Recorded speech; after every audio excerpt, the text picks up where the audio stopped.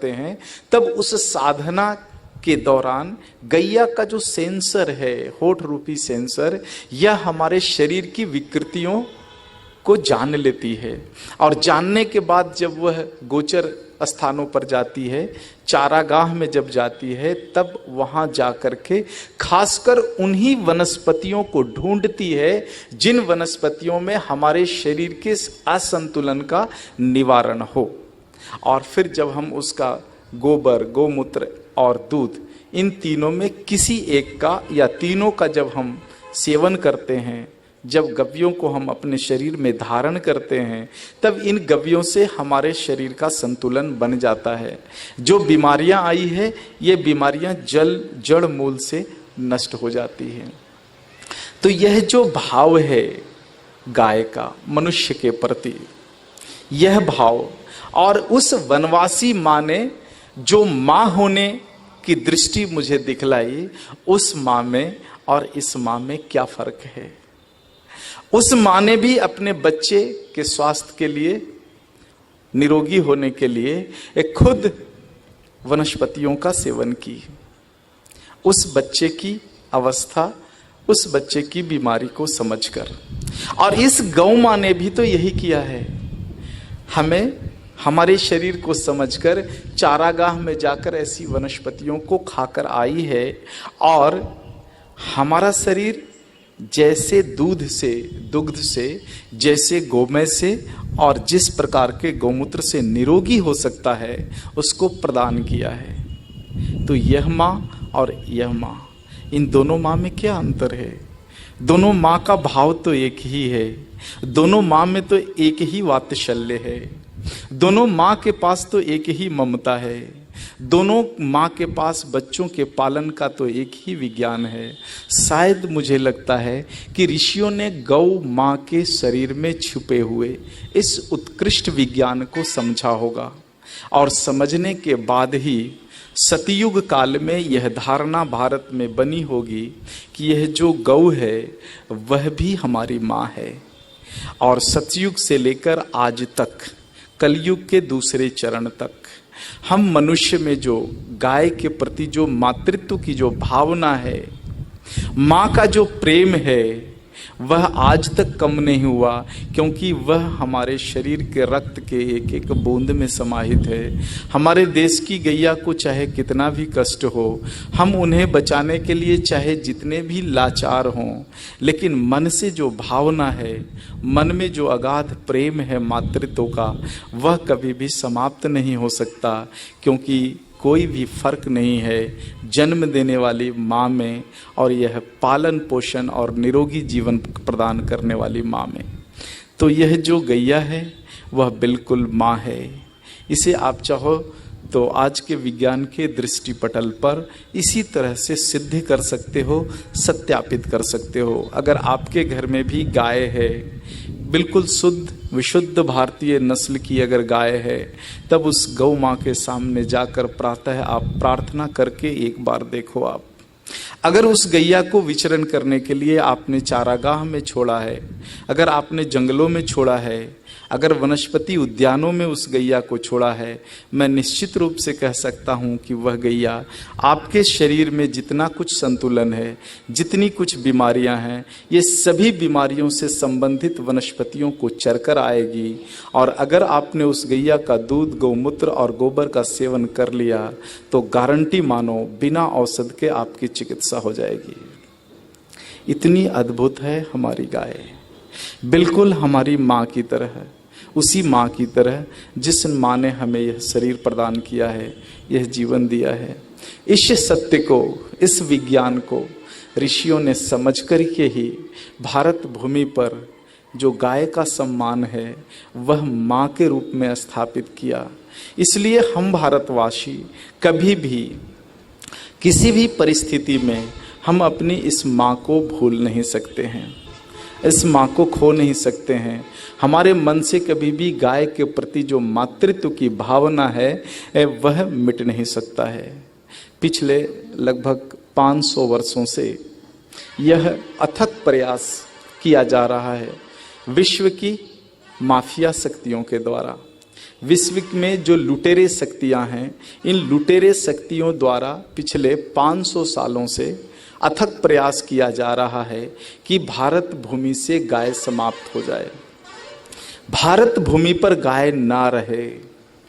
पिछले 500 वर्षों से ऐसा प्रयास चल रहा है, लेकिन फिर भी हम भारतवासी, हमारे पास जैसी युक्ति है, जैसी शक्ति है और जैसा बल है, उस आधार पर हम इसका विरोध करते आ रहे हैं, इसको बचाने की दिशा में कार्य करते आ रहे हैं।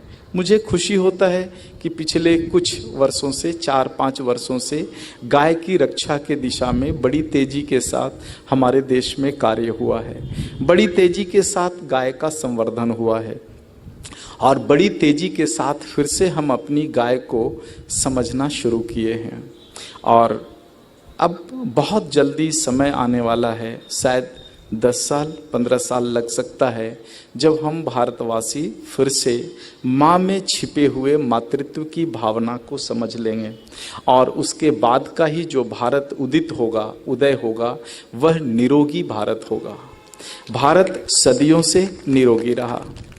हमने सुना है, अंग्रेजों के दस्तावेज में पढ़ा है, 17वीं शताब्दी का भारत, 18वीं शताब्दी का भारत, एक ऐसा भारत जिस भारत में बीमारियां नहीं थी, जिस भारत में लोग बीमार नहीं थे।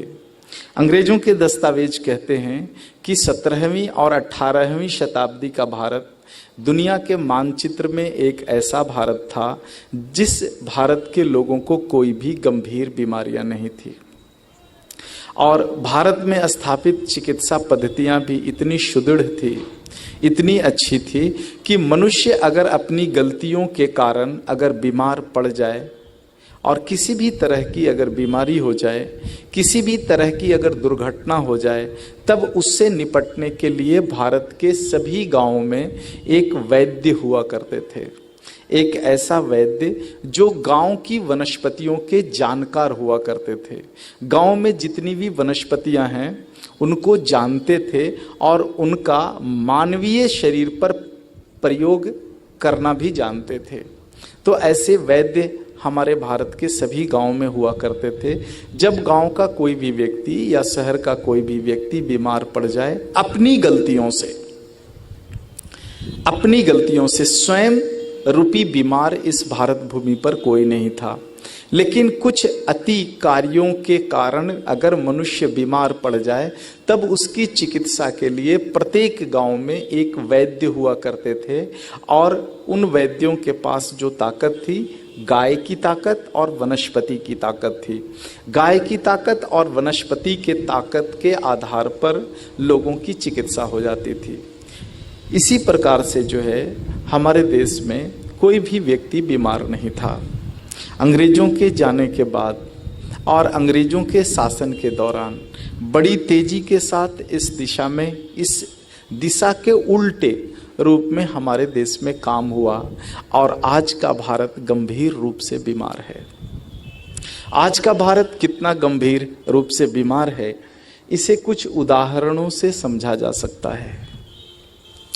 आप प्रबुद्ध लोग हो, इस मोरबी शहर की प्रबुद्ध जनता के समक्ष आज मेरा संवाद हो रहा है, इसलिए मैं कुछ ऐसे दस्तावेज भी आपके सामने रखूंगा जो आए दिन समाचार पत्रों में आपको पढ़ने को मिलता होगा। यह भारत देश और भारत देश की स्थिति कितनी विचित्र है, भारत देश की व्यथा इतनी गंभीर है कि इसे कुछ उदाहरणों से समझा सकता है। भारत देश की सरकार, केंद्र की सरकार प्रतिवर्ष कुछ आंकड़े प्रकाशित करती है जिसमें हम भारत के लोगों की हालत का वर्णन होता है। अगर उस आंकड़े के आधार पर बात करूं तो हमारे देश की केंद्र सरकार कहती है अपने प्रतिवेदन में कि भारत देश में चिकित्सा की समस्या इतनी गंभीर हो गई है कि आज भारत में प्रतिदिन 1000 लोग कैंसर नाम की बीमारी से मर जाते हैं। यह मेरे आंकड़े नहीं हैं, यह हमारे देश की सरकार के आंकड़े हैं। और हम सभी जानते हैं कि हमारे देश की सरकार जो आंकड़े इकट्ठा करती है, इसमें से शहरी हिस्से का आंकड़ा अधिक होता है, गांव में सर्वेक्षण आज भी बहुत कम होता है। भारत में बहुत सारे ऐसे गांव हैं, 1 लाख से ज़्यादा, हमारे भारत में लगभग 7 लाख गांव हैं। इनमें से 1 लाख गांव आज भी ऐसे हैं जहां पर सरकार की पहुंच बिल्कुल शून्य है। सरकार उन गांवों तक अभी तक नहीं पहुंची है। ऐसे गांवों की संख्या 1 लाख से अधिक है। तो यह सरकार का जो सर्वेक्षण है, यह सर्वेक्षण केवल शहरी क्षेत्रों का है या शहर से जुड़े हुए गांव का है? तो केवल इतने क्षेत्र में ही प्रतिदिन 1000 लोग मर जा रहे हैं हमारे देश में, क्योंकि कैंसर नाम की बीमारी की सफल चिकित्सा आज तक विकसित नहीं हो पाई है। ऐसी हमारे देश की हालत हो गई है। अगर एक दूसरे उदाहरण से हम अपने देश की हालत को अगर समझना चाहें, तब हम समझ सकते हैं कि हमारे देश में हृदय घात नाम की बीमारी है, जिसको हार्ट अटैक कहते हो आप। प्रतिदिन 2500 लोग हार्ट अटैक से मर जाते हैं, क्योंकि हार्ट की बीमारी की अच्छी चिकित्सा आज भी भारत में उपलब्ध नहीं है। और अगर उपलब्ध है तो बहुत ऊंची कीमत पर उपलब्ध है, जहां तक पहुंच भारत के मध्यवर्गीय परिवारों का नहीं है।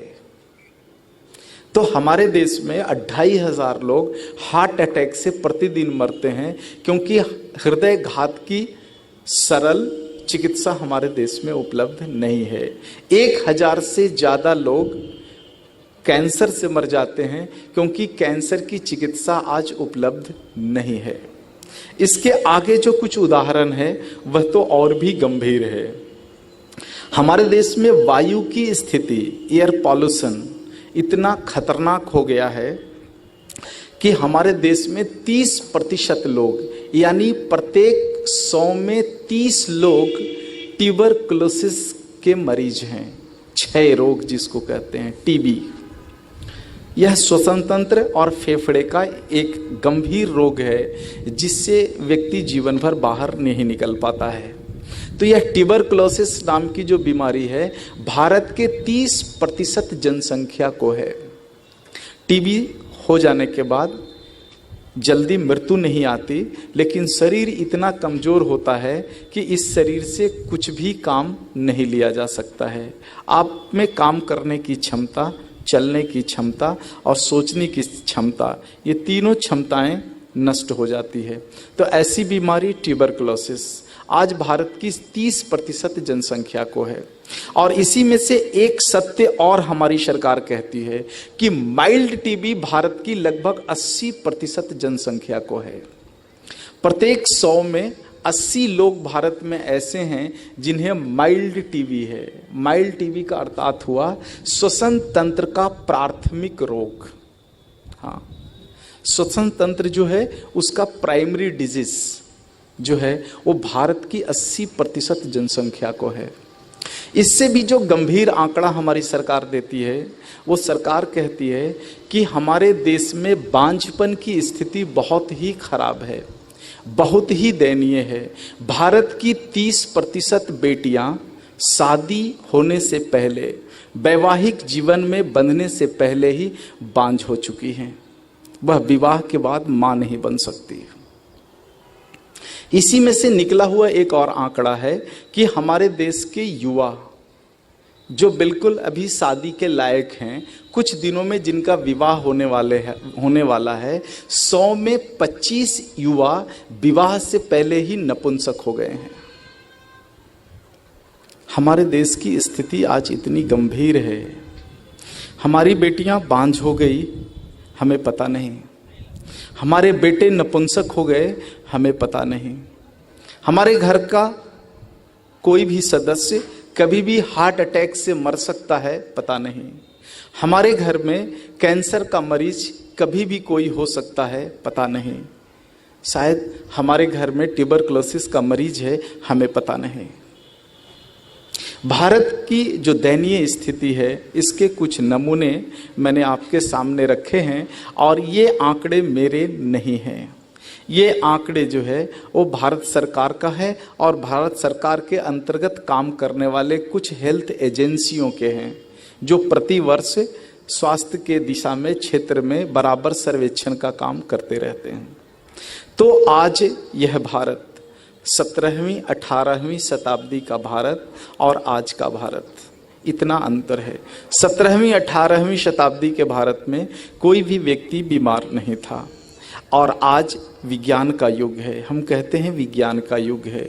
हम सतत कहते हैं, यह कहते हुए कभी नहीं थकते कि हम विकास कर रहे हैं, हम विकास के पथ पर जा रहे हैं, विकास की सीढ़ियां बना रहे हैं, विकास के गगनचुंबी इमारत बना रहे हैं, और विकास के नाम पर ब्रिज बना रहे हैं, कंक्रीट के जंगल बसा रहे हैं। यह कैसा विकास? 17वीं शताब्दी का विकसित भारत, जिस भारत में कोई भी व्यक्ति बीमार नहीं था, और यह आज का वर्तमान कैसा विकसित भारत, जिसमें भारत की 85% जनसंख्या गंभीर रूप से बीमार है। प्रत्येक 100 में 85 व्यक्ति कहीं न कहीं अपने शरीर की शारीरिक पीड़ा से परेशान है, मन में मानसिक पीड़ा से परेशान है। और एक विषय जिस पर आज का विज्ञान मौन है, वह है आत्मा का विषय। आत्मा रूपी, आत्मा तो हम सभी का बीमार है। आत्मा को अगर समझना है, बिल्कुल सरल भाषा में अगर समझना है, तो हम चेतना से समझ सकते हैं। हम भारतवासियों की चेतना बिल्कुल मर गई है, हमारी चेतना निष्क्रिय हो गई है, और इसी को अध्यात्म के ऊंचे शब्द में कहते हैं कि हमारी आत्मा बीमार है। हम शरीर से बीमार हुए, मन से बीमार हुए, और शरीर से बीमार हो गए। तो आखिर 18वीं शताब्दी का भारत और आज का भारत, इसमें क्या कुछ ऐसा हुआ कि आज हम बीमार हो गए? क्या कुछ ऐसा हुआ? हमारी सरकारें विकास का राग तो अलापती हैं, लेकिन पूरा का पूरा भारत बीमार है। इस बीमारी के कारण पर हमारी सरकारें कभी चिंतित नहीं होती। क्या करें? फिर ऐसे में हम भारतवासियों को कैसे निरोगी जीवन मिल सकता है? हमारी सरकारें तो विश्व पटल पर जब जाती है, तब चिल्ला चिल्ला करके कहती है कि 20वीं शताब्दी का भारत निरोगी भारत होगा। मुझे नहीं लगता कि भारत की कोई भी ऐसी क्रिया, कोई भी ऐसी योजना हो जिसके आधार पर हम 20वीं शताब्दी में निरोगी हो जाएंगे।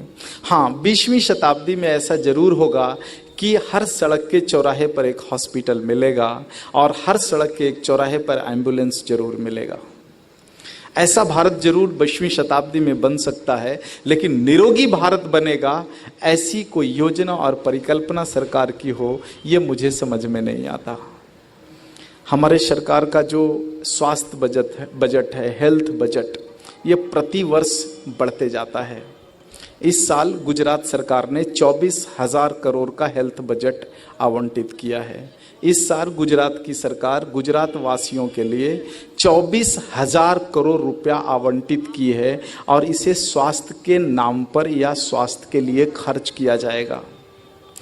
हमारे मन में कभी भी यह भाव उत्पन्न नहीं होता कि मैं अपनी सरकारों से यह पूछूं कि यह 24,000 करोड़ रुपया जो आप खर्च करने जा रहे हो, इससे कितने गुजरातियों की चिकित्सा हो पाएगी, और गुजरात कितना निरोगी हो पाएगा। यह सवाल हम कभी भी अपनी सरकारों से नहीं करते। और आप देखो 1947 के बाद का भारत कि प्रतिवर्ष हेल्थ बजट जिस गति से बढ़ता है, उसी गति से देश में रोगों की संख्या भी बढ़ती है, रोगियों की संख्या भी बढ़ती है। जैसे जैसे बजट बढ़ता है, वैसे वैसे रोग और रोगियों की संख्या बढ़ती जाती है। यह जो दो आंकड़े हैं, सरकार के द्वारा आवंटित स्वास्थ्य बजट और रोगियों की संख्या। ये स्पष्ट रूप से मुझ जैसे व्यक्ति को यह कहता है, यह आंकड़ा, कि रुपया खर्च करने से, बजट बढ़ाने से देश के लोग निरोगी हो जाएं, यह कतई संभव नहीं है। क्योंकि 68 साल के इतिहास में कभी ऐसा हुआ नहीं कि किसी भी राज्य ने स्वास्थ्य बजट को सबसे ऊंचा कर दिया और उस राज्य में लोग बीमारी से मुक्त हो गए। ऐसा आज तक हुआ नहीं। इस आधार पर मैं भी सरकारों से कहते आ रहा हूं पिछले 5 वर्षों से कि हेल्थ बजट बढ़ाने से हम भारतवासियों की चिकित्सा हो पाएगी, यह कतई संभव नहीं लगता। इसके लिए जो कुछ भी प्रयास करना पड़ेगा वह हम भारतवासियों को स्वयं प्रयास करना पड़ेगा।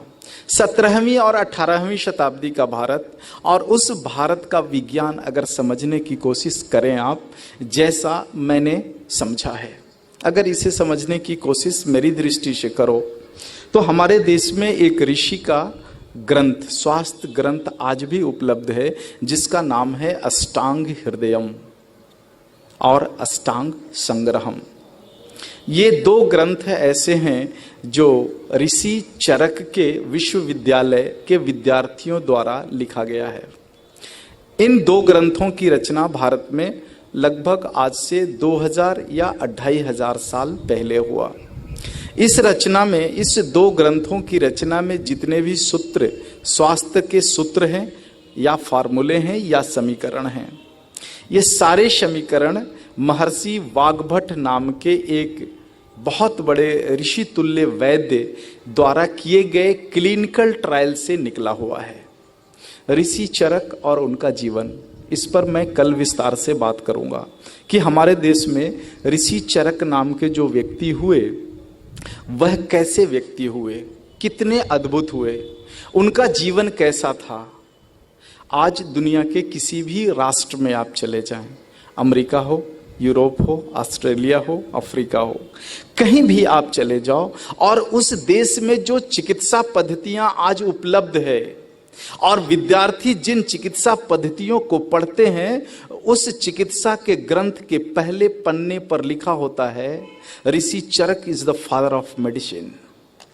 हाँ, शायद भारत के चिकित्सा शास्त्रों में, चिकित्सा ग्रंथों में यह शब्द ना मिले, लेकिन भारत के बाहर दुनिया के हर देश के चिकित्सा ग्रंथों में यह शब्द लिखा होता है। वह ऋषि चरक कौन थे? आखिर हम भारतवासी उन ऋषि चरक को क्यों नहीं जानते? इस पर मैं कल विस्तार से बात करूंगा। और ऋषि चरक जिस चिकित्सा गुरुकुल के, गुरुकुलीय चिकित्सा विश्वविद्यालय के गुरुकुलपति रहे, उसी विश्वविद्यालय में एक उनके शिष्य के रूप में वाग रहे। वाग का जो जीवन है बाद में वाग्भट कहलाया। और जब इन्होंने बहुत बड़ी कृति स्वास्थ्य के क्षेत्र में किया, गाय के क्षेत्र में किया, तुलसी के पौधे के क्षेत्र में किया, और जब उन्होंने इस सृष्टि में भारतवासियों के लिए एक दुनिया का श्रेष्ठ अस्पताल बना करके दिया जिसका नाम है रसोई घर। जब रसोई घर की यह परिकल्पना भारत के घरों में साकार हुआ, तब उन्हें महर्षि का दर्जा दिया गया और वे बाद में महर्षि वाग्भट कहलाए। यह महर्षि वाग्भट कौन थे, कहाँ के थे, इनका जीवन कैसा था और इन्होंने क्या क्या विज्ञान इस भारत भूमि को दिया, इन दोनों महर्षियों के ऊपर मैं चर्चा कल की संवाद कथा में करूंगा। तो यह जो भारत है और भारत में जितने भी ऋषि हुए, ऋषि यानी विज्ञानी, जिन्होंने प्रकृति के वास्तविक विज्ञान को जाना, समझा, उसका परीक्षण किया और परीक्षण करने के बाद उस कालखंड के राजाओं को उसके इम्प्लीमेंटेशन के लिए दिया, और राजाओं ने उस विज्ञान को संस्कार रूपी ढाल में ढालकर हमारे जीवन में प्रत्यारोपित कर दिया। और ऐसा अद्भुत विज्ञान आज भी हमारे पास, हमारे घरों में, हमारे संस्कारों में, हमारे पर्व त्योहारों में जीवित है। तो ये सारी जो चीजें हैं, इसमें से जो सबसे अद्भुत देखता हूं मैं, महर्षि वाग्भट के जीवन कालखंड को, तो महर्षि वाग्भट जी का जो पहला अध्याय है, उन्होंने पुस्तकें नहीं लिखी। महर्षि वाग्भट के बाद जो 12वें महर्षि वाग्भट हुए, उन्होंने वृद्ध वाग्भट द्वारा परीक्षण किए गए सूत्रों का केवल संकलन किया, जो 2 खंडों में है। एक अष्टांग हृदयम है और एक अष्टांग संग्रहम है। अष्टांग संग्रहम महर्षि वाग्भट के उन सूत्रों का संकलन है जिसमें वाग्भट जी कहते हैं कि देखो, मनुष्य अपने जीवन को ऐसा बना ले कि वह कभी भी बीमार ना पड़े। तो बीमार हम ना पड़े, इसके लिए अष्टांग हृदयम में 3000 फॉर्मुलेशंस हैं। 3000 फॉर्मुलेशंस का संग्रह है, 3000 सूत्र हैं, मेडिकल टिप्स हैं, ऐसा कह सकते हो। उस 3000 सूत्रों का जब मैंने अध्ययन किया, तब मुझे समझ में आया कि महर्षि वाग्भट जी के जीवन में गाय बहुत ऊंचाई पर थी। गाय को बड़ी बारीकी से महर्षि वाग्भट ने समझा था, और यही कारण है कि 5000 जो सूत्र अष्टांग हृदयम में हैं, उसमें 500 से ज्यादा सूत्र गाय पर हैं, गाय आधारित हैं। दूसरा स्थान जो अष्टांग हृदयम और संग्रह में मिलता है, वह तुलसी का स्थान मिलता है। तुलसी के बारे में महर्षि वाग्भट जी कहते हैं कि यह इस सृष्टि की अद्भुत वनस्पति है, वनस्पतियों में राजा है, वनस्पतियों में श्रेष्ठ है। और तुलसी का जीवन मनुष्य के जीवन के साथ जुड़ा हुआ है, और उनके क्लिनिकल ट्रायल में लगभग 200 से ज्यादा फॉर्मुलेशन तुलसी के पौधे पर है। और तीसरी बात जो वो कहते हैं महर्षि वाग्भट जी, वो कहते हैं अद्भुत भारत के रसोई घर के बारे में।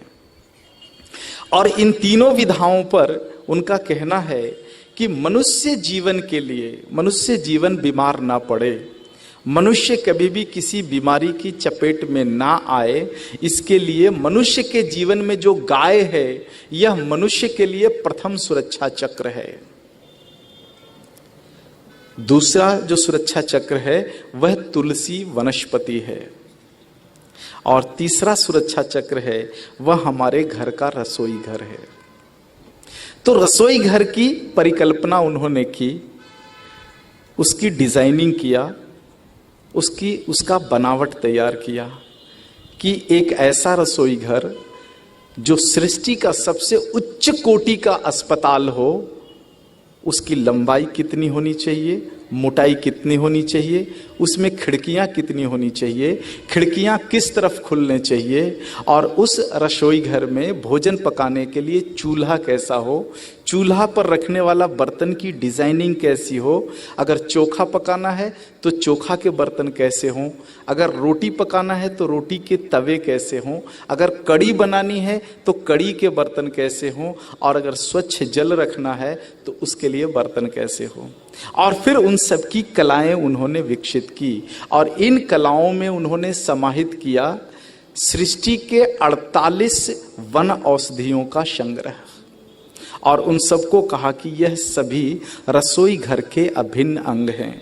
आज उन्हीं 48 में कुछ 8-10 औषधियां हमारे किचन में बची हुई हैं, जिसको हम हल्दी, धनिया, मिर्च, जीरा, सौंफ आदि के नाम से जानते हैं। ऐसी 48 औषधियां हैं।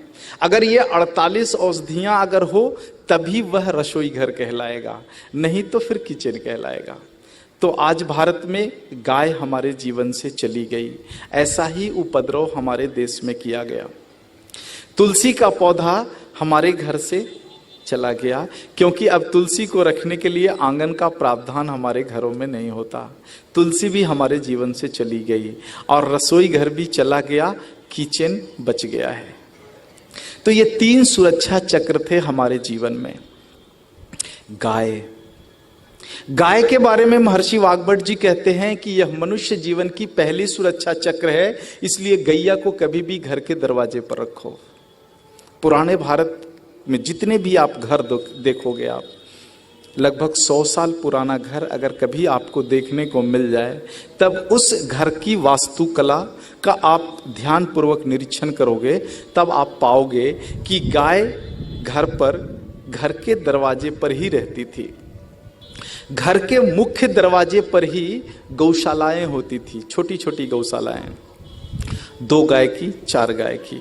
यानी गाय हमारे दरवाजे पर रहने वाली प्रथम जीव है, और वह हमारे जीवन के लिए प्रथम सुरक्षा चक्र है।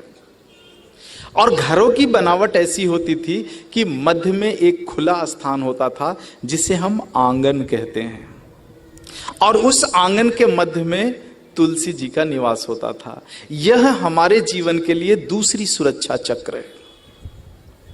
अब धीरे धीरे क्या हुआ, गाय तो हट गई दरवाजे से, और घर बनाने का प्रावधान ऐसा हुआ कि उसमें आंगन नहीं, आंगन की जगह आ गया डाइनिंग स्पेस, जिसमें तुलसी के पौधे की जगह डाइनिंग टेबल होता है। डाइनिंग टेबल ने वह स्थान ले लिया, तुलसी को हटा दिया। तो हमारे जीवन से दूसरी सुरक्षा चक्र भी समाप्त हो गई। और तीसरी सुरक्षा चक्र जो रसोई घर था, वह 48 दुनिया के श्रेष्ठ औषधियों का संग्रह था और दुनिया का बेस्ट क्वालिटी हॉस्पिटल था। वह हॉस्पिटल भी बर्बाद हो गया, और अब एक छोटा सा किचन बच गया जिसमें मुश्किल से 8-10 औषधियां होती है, उससे ज़्यादा नहीं होती। अगर किसी घर की अगर माता बहुत जागरूक है, उसे अगर बहुत ज़्यादा ज्ञान आभास है, तो अधिक से अधिक 15 औषधियाँ होती है। ये मैंने गिन के देखा है बहुत सारे प्रदेशों में। अब किचन में 15 औषधियों से अधिक नहीं मिलता। लेकिन महर्षि वाग्भट को जब आप पढ़ोगे, उनका अष्टांग हृदयम और अष्टांग संग्रहम आप पढ़ोगे, तो महर्षि वाग्भट जी कहते हैं कि इस शरीर में आए हुए किसी भी विकार को अगर मिटाना है, तब इस शरीर को 48 औषधियों से जोड़ दो। 48 औषधियां जो आज मसाले के रूप में उपलब्ध है, इसके साथ अगर हमारा जीवन जुड़ा रहा तो निश्चित रूप से इस शरीर में कोई भी बीमारी नहीं आ सकती है। ऐसा अद्भुत ग्रंथ है अष्टांग हृदयम, जिसकी रचना महर्षि वाग्भट की परंपरा में 12वें शिष्य ने की। 12वें शिष्य ने यह आभास किया कि अब गुरु शिष्य परंपरा में इस विज्ञान को जीवित नहीं रखा जा सकता है। तब उस शिष्य ने उसे शब्द दे दिया, और जब शब्द दिया तब कुल मिलाकर के 7000 फार्मूलेशन जीवित थे उस समय से। इन 7000 फार्मूलेशंस में, सूत्रों में, आधे फार्मूलेशन इस बात के लिए थे कि यह शरीर ना बीमार पड़े, इसके लिए हमें क्या क्या करने चाहिए। और वही जो संग्रह है वह अष्टांग हृदयम है। और अगर हमारी गलतियों के कारण यह शरीर बीमार पड़ जाए, तब उस बीमारी की चिकित्सा जिन सूत्रों से हो, उन्हीं सूत्रों का जो संकलन है वह अष्टांग संग्रहम है। अष्टांग संग्रहम में लगभग 3500 फार्मूलेशंस हैं। इन 3500 फार्मूलेशंस में ज़्यादातर जो फार्मूलेशंस है वह हमारे रसोई घर का फार्मूलेशंस है, कि हमारे रसोई घर में 48 जो मसाले हैं, इन मसालों के साथ किस मौसम में कौन से पकवान की मदद से हम अपने शरीर को निरोगी रख सकते हैं। यही विज्ञान है अष्टांग संग्रहम का। तो ये 3 चीजें जो महर्षि वाग्भट की दी हुई थी। आज से 2000 साल पहले का भारत, ऋषि चरक जी इस धरती पर 3500 साल पहले हुए। भगवान श्री कृष्ण इस धरती पर 5000 साल पहले हुए।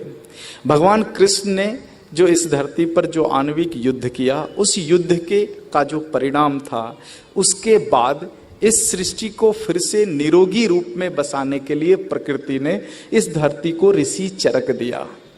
और ऋषि चरक के परंपरा में जो है, ऋषियों का, चिकित्सा रूपी ऋषियों के एक बहुत बड़ी परंपरा चली, और वह परंपरा लगभग 1000 साल तक चली। उसी परंपरा में महर्षि वाग्भट हुए, जिन्होंने इस भारत को निरोगी रखने के लिए इन 3 सुरक्षा चक्रों का नियम दिया। इन्हीं 3 सुरक्षा चक्रों को अंग्रेजों ने बड़ी बारीकी के साथ 17वीं शताब्दी के भारत में समझा कि भारत संपूर्ण रूप से निरोगी है, कारण भारत के लोगों का जीवन 3 सुरक्षा चक्रों में बंधा हुआ है। उनका जीवन गाय से बंधी हुई है और गाय घर के दरवाजे पर रहती है। दुनिया का कोई भी परजीवी गाय को लांघकर घर में प्रवेश नहीं कर सकता। परजीवी समझते हो? परजीवी का अर्थ होता है वायरस। वायरस कोई नया शब्द नहीं है। वायरस कोई नया शब्द नहीं है। वायरस तो हमारे शास्त्रों में परजीवी के नाम से सदियों से, सतयुग से जाना जाता रहा है। आपको एक कहानी में आने वाले दिनों में बताऊंगा कि दुनिया में पहला वायरस किसने तैयार किया।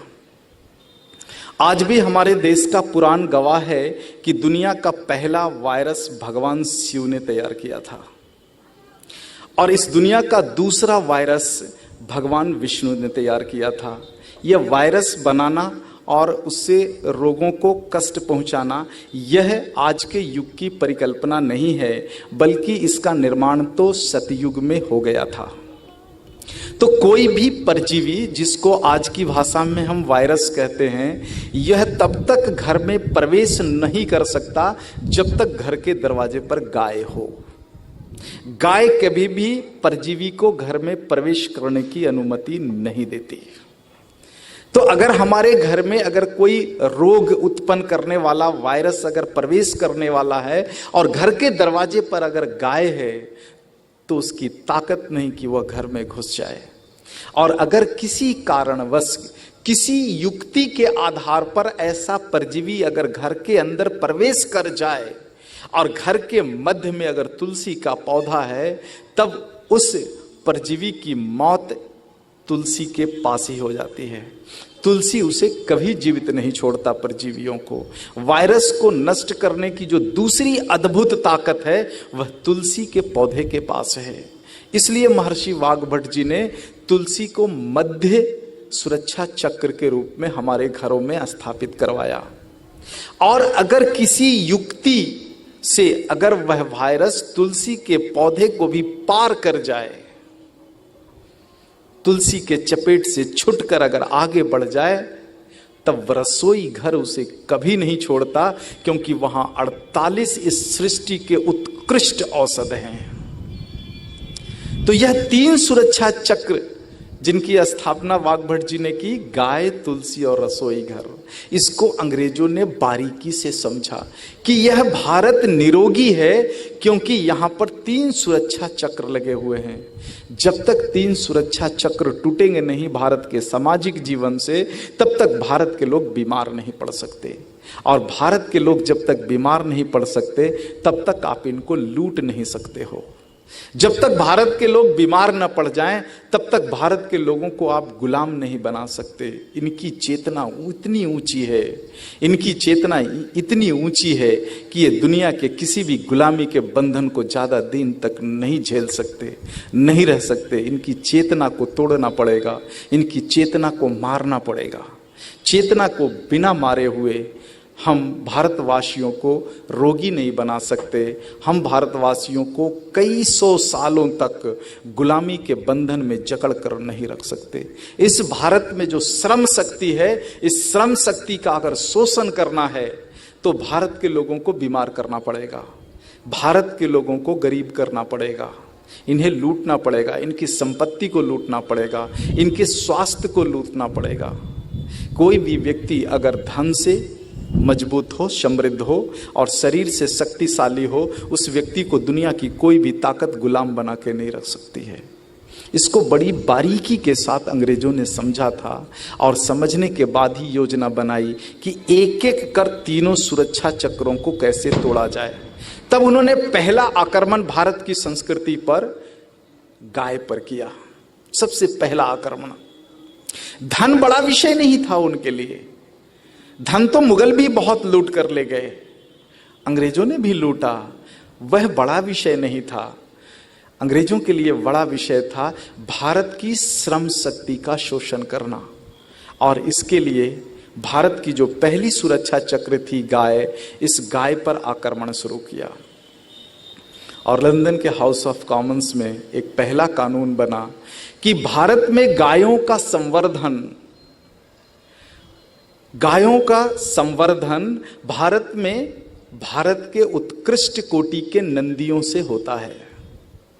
भारत भूमि पर उत्कृष्ट कोटि के नंदी हैं, अद्भुत अद्भुत नंदी हैं। इन नंदियों से ही संवर्धित गाय उच्च कोटि की है। इसलिए अगर गाय को नष्ट करना है, समूल नष्ट करना है, तब गाय के बीज को नष्ट कर दो। और एक कानून बना, अंग्रेजों ने भारत भूमि पर बनाया कि भारत भूमि पर कोई भी ऐसी संपत्ति जिस संपत्ति पर किसी का व्यक्तिगत अधिकार नहीं है, उस संपत्ति को अगर कोई नष्ट कर दे, उस संपत्ति को अगर कोई लूट ले, तब उस पर कोई मुकदमा नहीं हो सकता, कोई एफआईआर नहीं हो सकता। और ऐसा कानून भारत देश में अंग्रेजों ने इंप्लीमेंट किया। यह कानून उस समय के किसी भारतवासी को समझ में नहीं आया, क्योंकि वह कानून में सीधे सीधे गाय की हत्या लिखी हुई नहीं थी। लेकिन अंग्रेज जानते थे कि गायों का संवर्धन भारत में उच्च कोटि के नंदियों से होता है, और भारत के गांवों में जितने भी उच्च कोटि के नंदी हैं, इस पर किसी का भी मालिकाना हक नहीं होता। वह पूरे गांव का राजा होता है। नंदी गांव का राजा होता है। नंदी गांव का संचालन करता है। नंदी गांव का मुखिया होता है। वह गांव की सारी गायों का संवर्धन करता है। उस पर किसी का मालिकाना हक नहीं होता। गांव का नंदी किसी का खेत चर ले, किसी के खेत की खड़ी फसल को चर ले, उस व्यक्ति के दिल पर कभी भी सिकन नहीं होता है। वह तो हाथ जोड़कर विनम्रता से कहता है, नंदी महाराज फिर सेवा का मौका कब दोगे। ऐसी ऊंची भावना भारत के कृषकों में थी, भारत के किसानों में इतनी ऊंची भावना थी। उस नंदी पर किसी एक किसान का अधिकार नहीं होता था। इस कानून की आड़ में अंग्रेजों ने भारत के सारे उत्कृष्ट नंदियों को कटवा दिया। एक भी मुकदमा नहीं हुआ, एक भी एफआईआर नहीं हुआ, क्योंकि उस पर एफआईआर कौन करे? कौन पुलिस थाने में जाकर के कहे कि वह मेरा नंदी था? वह तो पूरे गांव का नंदी था। और भारत से सारे उत्कृष्ट कोटि के नंदी कट गए। और उसी के बाद हमारी गायों का जो स्तर है, गाय जो बहुत उच्च कोटि की होती थी, उनका स्तर गिरता गया। और आज ऐसी स्थिति हो गई है कि भारत में जो बची हुई 100 प्रजाति की गायें हैं, उनमें से लगभग 85% गायों के थन में दूध नहीं है। गाय और उसका जीवन, उसका शरीर, उसका स्तर इतना गिरा और वह आज हमारे लिए बिना काम की हो गई है, ऐसा भारत के किसान कहते हैं। भारत के किसान यही कहते हैं कि ये गाय दूध नहीं देती और गोबर और गौमूत्र अब हमारे खेत की जरूरत नहीं है। बैल और हल मेरी जरूरत नहीं है, क्योंकि सरकार ने ट्रैक्टर उपलब्ध करवा दिया है। खेतों में गोबर और गौमूत्र की जरूरत नहीं है, क्योंकि सरकार ने यूरिया और डीएपी उपलब्ध करा दिया है। और यह गाय जो दूध नहीं होती है, मेरे किस काम की है? इसका पालन पोषण और संवर्धन तो मेरे लिए भार है। इसलिए भारत के किसान प्रतिदिन लाखों की संख्या में ऐसी गौओं को बेच रहे हैं, और हमारे देश के कसाई इसको खरीद रहे हैं। और हमारे देश में धड़ल्ले से गौ मांस का व्यापार चल रहा है। हमारे देश और उसके कई प्रदेशों में गौ हत्या बंदी का कानून जरूर लगा है, लेकिन यह कितना सक्षम है और कितनी पूर्णता के साथ, संपूर्णता के साथ इम्प्लीमेंटेड है, इस पर कोई टिप्पणी करने की ज़रूरत नहीं है। आप सभी जानते हो, कानून बनाने से अगर हमारे देश में गाय की रक्षा हो गई होती, तब तो गुजरात में कभी भी गाय नहीं कटती, क्योंकि यहाँ तो गौ हत्या बंदी का कानून बहुत पहले लग गया। राजस्थान जैसे प्रदेशों में तो बहुत पहले गौ हत्या बंदी का कानून लग गया है। और अभी 2 साल पहले महाराष्ट्र में गौ हत्या बंदी का कानून भी लग गया। लेकिन इन सभी राज्यों में भी चुपके चोरी गौएं कटती हैं। कारण यही कि कानून बनाने से कुछ नहीं होगा। हमारी गैया को हमें समझना पड़ेगा। गैया किस तरह से हमें अर्थ समृद्धि देती है, गैया किस प्रकार से हमें स्वास्थ्य समृद्धि देती है, और गैया किस प्रकार से हमें ज्ञान देती है। अगर इन 3 विषयों को भारत के लोग गहराई से समझ लें तो मैं समझता हूं निश्चित रूप से इस राष्ट्र में गौ हत्या रुक सकती है। अगर गैया हमें समृद्धि देती हो, अगर गैया हमें स्वास्थ्य देती हो और गैया हमें ज्ञान देती हो, भला इस राष्ट्र का कौन ऐसा व्यक्ति होगा जो ऐसी गाय को काटने के लिए किसी को दे दे। यह जो प्रक्रिया चल रही है गाय के नाश का अंग्रेजों के समय से, वह इसीलिए चल रही है कि गाय में निहित जो विज्ञान है, भौतिक विज्ञान है, गाय के शरीर में निहित जो रसायन विज्ञान है और गाय के शरीर में जो ज्ञान देने की जो अद्भुत शक्ति है, इसको हमने पहचाना नहीं। इसे पहचानने का समय आ गया है। अब हमें यह समझना पड़ेगा कि अगर हमें निरोगी जीवन जीना है तब गाय ही रास्ता है, और अगर इस भारत को फिर से अर्थ शक्ति बनाना है तब भी गाय ही रास्ता है। और इस भारत में अगर फिर से ज्ञानी लोगों को जन्म लेना है, क्रांति वीरों को अगर जन्म लेना है इस धरती पर, तब गाय ही रास्ता है। अगर यह बात हम भारतवासियों को आज के विध्वंसकारी विज्ञान की मदद से समझ में आ जाए, तब मुझे लगता है इस राष्ट्र में गाय की हत्या भी रुक सकती है और गाय का संवर्धन भी बढ़ सकता है। तो इन्हीं उद्देश्यों के साथ जो है मैं और मेरे साथ बहुत सारे भाई हैं जो भारत में घूम घूम करके गाय के विज्ञान पर कथा के माध्यम से, संवाद के माध्यम से हम लोगों को बताने की कोशिश कर रहे हैं कि गैया को मत बेचो। अब वह समय आया है जब गैया आपको करोड़ों रुपया दे सकती है। अब समय आ गया है कि गैया आपको इस मनुष्य जीवन के किसी भी रोग से बाहर निकाल सकती है, कैंसर की सफल चिकित्सा कर सकती है, ट्यूबरक्लोसिस से आपको बचा सकती है, गैया हार्ट अटैक से आपको बचा सकती है, गैया आपके बच्चे को सिकल सेल से बचा सकती है, गैया आपके बच्चे को थैलेसीमिया से बचा सकती है, और गैया इस राष्ट्र के बेटियों को बांझ होने से बचा सकती है। यही गैया और उनका नंदी भारत के युवाओं को नपुंसकता से बाहर निकाल सकता है। यह सारा कुछ 16 सालों के प्रयोग के आधार पर हमें पता चला, मालूम चला, और जब यह पूरी चीज़ हमें पता चल गया कि गाय इतनी अद्भुत है, और इसी अद्भुतता के कारण अंग्रेजों ने गाय का समूल नष्ट करने का सोचा कि भारत से अगर गाय समूल नष्ट हो गई तो भारत की इतनी बड़ी जनसंख्या बीमार हो जाएगी, और तब चिकित्सा के माध्यम से भारतवासियों का हम शोषण कर सकेंगे और इन्हें हम श्रमिक बना सकेंगे, इन्हें हम नौकर बना सकेंगे। इनकी चेतना तब तक जागृत रहेगी जब तक इस देश में गाय है।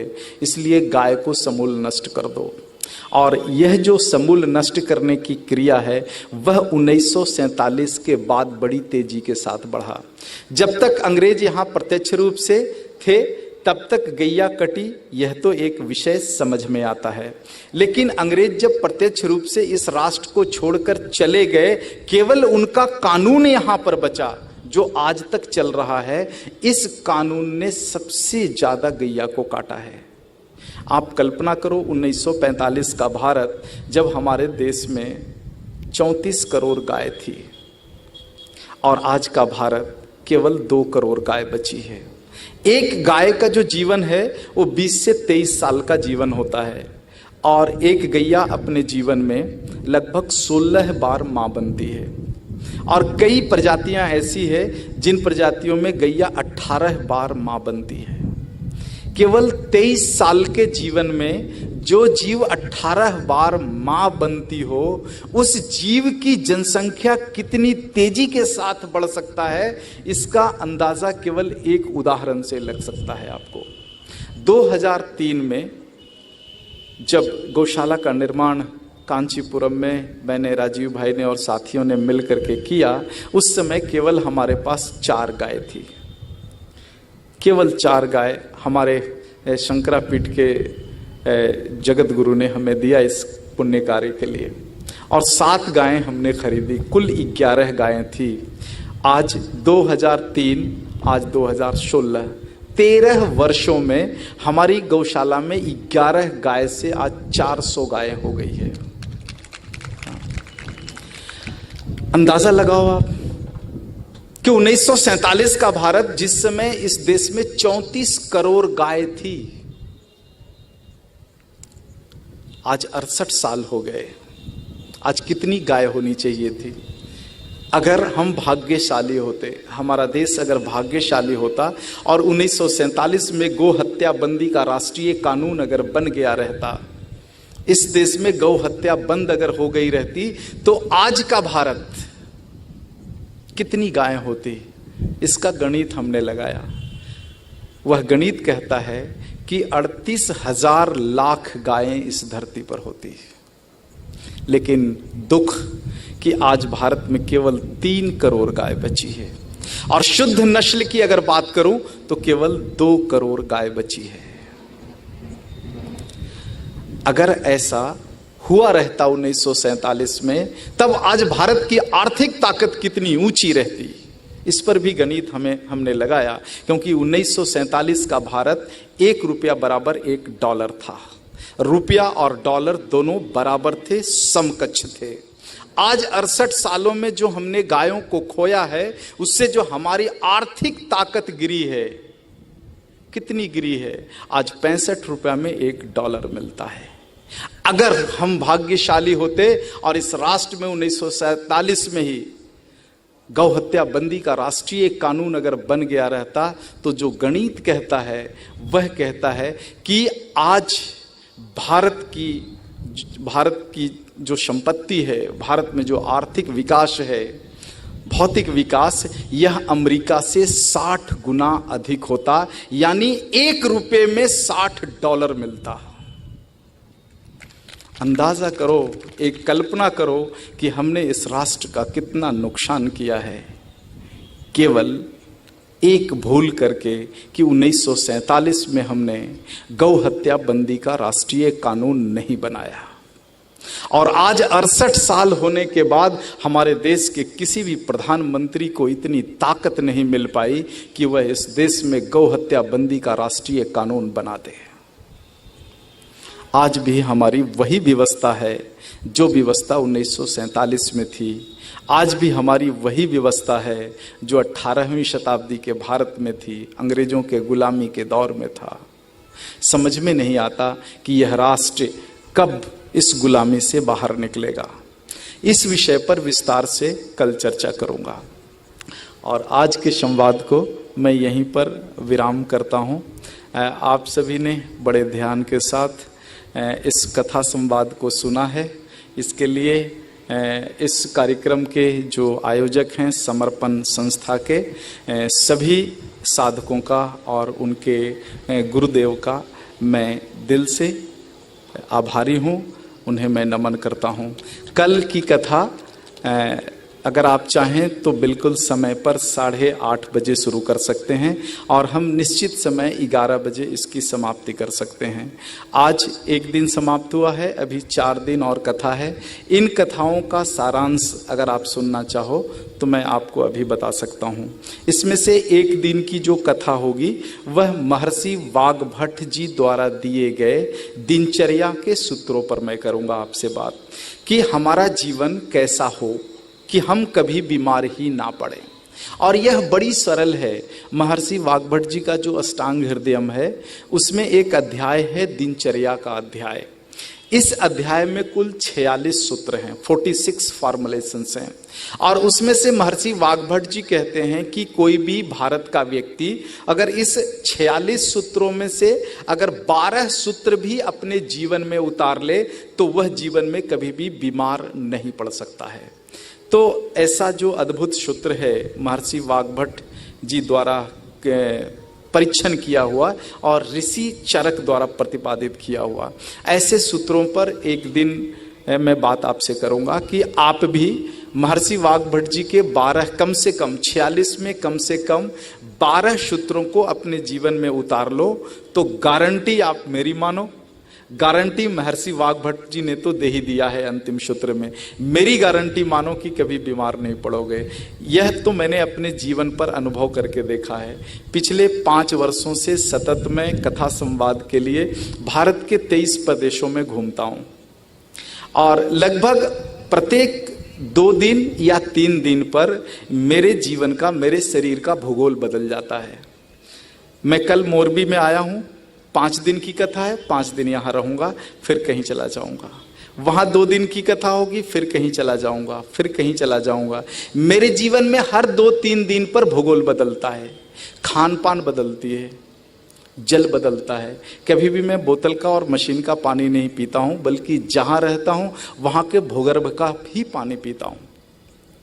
तो इतना कुछ मेरे जीवन में बदलाव आते हुए भी मैं बीमार कभी नहीं पड़ता। मैं बीमार पड़ूं इसके लिए कोई कथा स्थगित हो जाए, 5 वर्षों में अभी कभी भी ऐसा नहीं हुआ। इसलिए मैं गारंटी आपको दे सकता हूं कि अगर महर्षि वाग्भट जी के दिनचर्या के 46 में कम से कम 12 सूत्रों का भी आप पालन कर लोगे तो मेरी गारंटी मानो आप जीवन में कभी बीमार नहीं पड़ोगे। तो ऐसे जो अद्भुत सूत्र हैं महर्षि के दिए हुए, ऐसे सूत्रों पर एक दिन का संवाद मैं रखने की कोशिश करूंगा। गाय के शरीर में जो 33 कोटि देव हैं, यानी 33 उत्कृष्ट देव हैं, उसमें से जल की व्याख्या आज मैंने की है। इसी तरह से दूसरे देवों की व्याख्या भी एक दिन करूंगा कि किस प्रकार से हमारी गैया के शरीर में उच्च कोटि के 33 देव हैं और ये देव कौन कौन से हैं। आज की भाषा में, आज के विज्ञान की भाषा में इन देवताओं के क्या क्या नाम है और वे देवताएं गाय के किन शरीर के किस अंग में क्यों रहते हैं। और एक दिन की जो कथा संवाद होगी वह बीमारियों पर होगी कि आपके मोरबी नगर में कौन कौन सी बीमारियां ज्यादातर लोगों को है, अधिक से अधिक है। उन बीमारियों का नाम अगर आप लिख करके दे दो तब मैं उन बीमारियों पर बात करूंगा कि आप अपनी गाय की मदद से उन बीमारियों को जड़ मूल से कैसे निपटा सकते हो, बिना डॉक्टर के मदद के, केवल गाय से।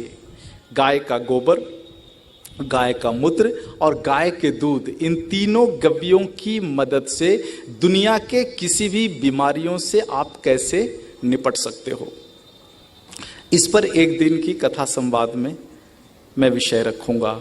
और अगर यहाँ पर कृषि कर्म से जुड़े हुए हमारे कृषक भाई अगर अधिक हैं तब कृषि विषय पर भी मैं बात करूंगा।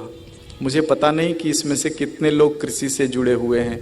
अगर बहुत ज़्यादा लोग कृषि से जुड़े हैं तब गाय की मदद से कैसे हम उच्च कोटि का कृषि कर सकते हैं, यानी बिना रासायनिक प्रयोग के किस तरह से हम खेतों में ज़्यादा उत्पादन ले सकते हैं, अमृत तुल्य जो है वो अनाज हम उगा सकते हैं। तो आने वाले दिनों में इन्हीं विषयों पर मैं आपसे संवाद करूंगा और आज के संवाद को फिर से एक बार आभार धन्यवाद के साथ समाप्त करूंगा। हरिओम।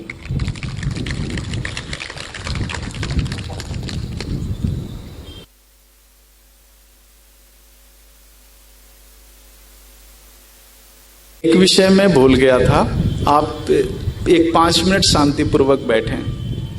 हमारी परंपरा रही है कि जब भी मैं कोई संवाद करता हूं और मेरे संवाद से अगर कोई सवाल आपके मन में उत्पन्न होता है तब उस सवाल को आप पूछ सकते हो। आपके पास 10 या 15 मिनट का समय है। आप में से किसी को मेरे विषय पर, मेरे संवाद से अगर सवाल उत्पन्न हुआ है तब जरूर आप सवाल पूछ लें। सवाल। गुरु जी, एक प्रश्न है। स्वामी जी नमस्कार। मेरा प्रश्न यही है कि हमारी बहुत गौ माता कट जाती है तो सरकार पर कैसे ज्यादा दबाव बनाए, वो हमें उपाय बताए संक्षिप्त में। देखो, पिछले 68 वर्षों से जो सरकार की नीयत रही है इसमें मुझे कहीं न कहीं खोट दिखता है। इसलिए अगर समूल रूप से गाय को बचाना है तो निश्चित रूप से इस राष्ट्र को एक क्रांति की जरूरत है। बिना क्रांति के इस राष्ट्र में गाय की रक्षा हो ये मुझे नहीं लगता। या तो हम गाय के आर्थिक लाभ को जन जन तक पहुंचा दें, गाय से मिलने वाले स्वास्थ्य लाभ को जन जन तक पहुंचा दें, या फिर इस राष्ट्र में एक क्रांति खड़ी करें। उस क्रांति की आग में तपकर ही इस राष्ट्र में गाय की रक्षा समूल रूप से हो पाएगी। और क्रांति तब तक इस देश में नहीं हो सकती जब तक इस देश में वीर पुरुष पैदा ना लें। वीर पुरुष पैदा लें, इसके लिए फिर से जरूरी है कि इस राष्ट्र में कम से कम 40 करोड़ गायें हो, तभी इस राष्ट्र को वीर पुरुष मिल सकते हैं। अथर्व वेद का एक सूक्त है, तजो राष्ट्रस्य निर्हंति ना वीरो जायते वृषा। उस राष्ट्र में वीर पुरुष पैदा नहीं लेते जिस राष्ट्र में नंदी नहीं होते। तो नंदियों का संवर्धन फिर से शुरू कर दो, इस राष्ट्र को वीर पुरुष मिलेंगे और तभी क्रांति होगी और तभी समूल रूप से गाय की रक्षा हो पाएगी।